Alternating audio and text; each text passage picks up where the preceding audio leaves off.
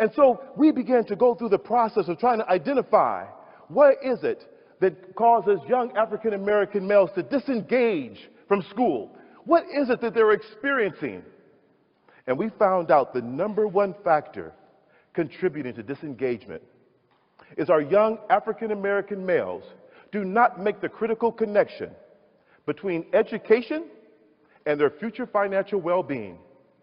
In other words, how is this stuff you're teaching me in school going to get me paid? How is an A on a report card equal a $100 bill? Because I guarantee you one thing, that there are always two things on a child's mind who comes from poverty.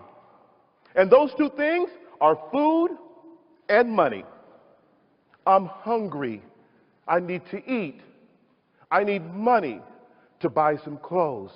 And if you can't tell me how education is going to get me one or the other or both, I may disengage. We went throughout the districts across the country, and we surveyed over 1,000 students, and we found out 68% of those students did not make that critical connection. Two different students show up in the classroom. One understands how pedagogy and education leads to future well-being, financial well-being. The other shows up and does not make the critical connection. The teacher disseminates pedagogy to both the same way. After a while, an education gap is imminent. We created a specialized curriculum that helped our young people make that critical connection. And as a result of doing that, we took a group of students from sagging to suits, and from dropout to graduation. And so when you began to understand our young African American males, it's not that they don't want to be educated. It's not that they can't comprehend. I'm sure you watched the movie Straight Outta Compton.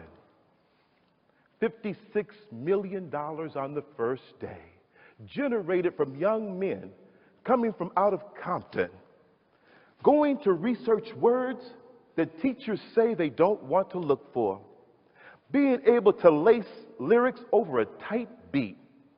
The one thing that's consistent with what they did was they understood there was a reward associated with the information they went to get. So we've gone all over the country using the specialized curriculum to help kids make the critical connection. We've actually trained teachers on the success strategies to re-engage disengaged African American male students. But what we haven't been able to do is get the top to understand we have to change the way we teach our students. So I've asked a critical question. When does the brain stop learning? When? Never? I posed this question across the country to thousands of audiences. I get never. When you're in a coma. When you start speaking, Mr. Hall, that's when my brain stopped learning. But there is an answer to the question.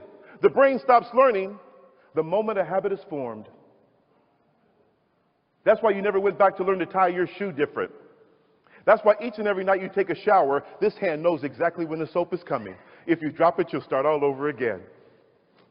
I have a little robot that lives inside of me. I tell it what I'm thinking. I tell it what I see. It used to be I controlled the robot. Now the robot controls me. I submit to you, ladies and gentlemen, that we have to now change education. We have to help our economically challenged students make the critical connection between education and their future financial well-being. We have to come into classrooms and provide our teachers with strategies to help economically challenged students make that connection. And by doing so, I submit to you that not only will we change our African American males from wandering aimlessly on the corners, but they will go to buy businesses that they put on those corners.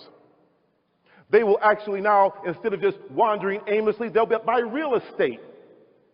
They'll take care of their children and marry their mate.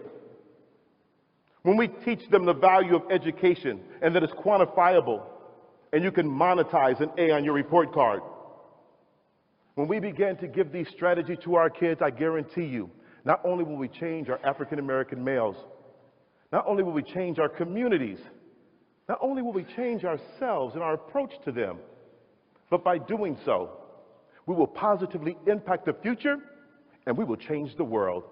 Thank you, ladies and gentlemen, for your time.